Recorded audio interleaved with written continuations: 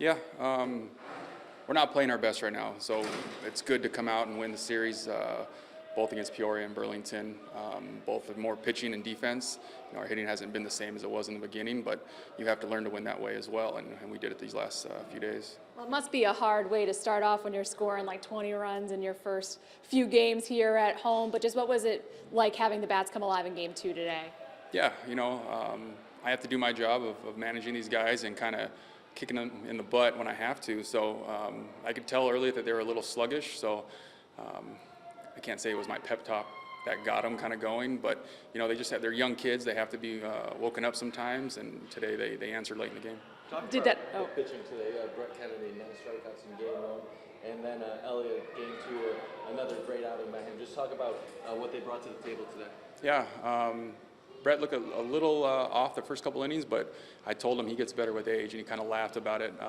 He gets stronger as the game goes on, so it was big to get 5 out of him in the first game, and then Ash to come and fill in as a spot start.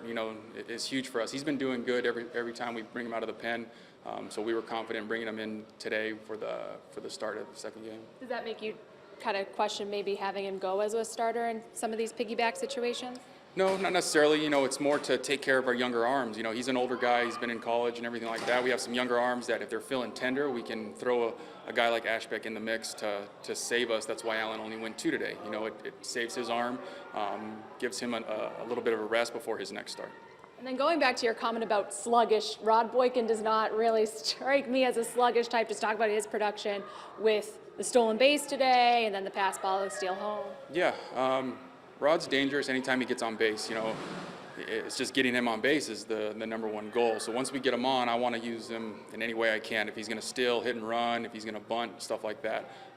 So whenever he's on base, he's a big weapon for us. And then Ty seems to be finding some consistency as well. Yeah, Ty's been probably the most consistent out of everybody besides maybe Austin.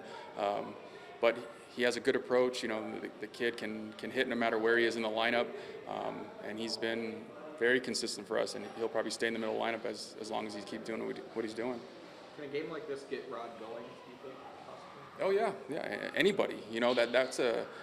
That's not a fluke right there that you saw with the triple in the gap. He showed that all through spring training. He led spring with home runs to dead center, so he has some juice in that bat for how kind of skinny and whippy he is. So it's good to see that. We know it's in there, and it's good to get it going right now. What's the key to getting that juice out of the bat? Is it pitch recognition or confidence, or what do you think maybe needs to pick up for Rod? Mixture of both.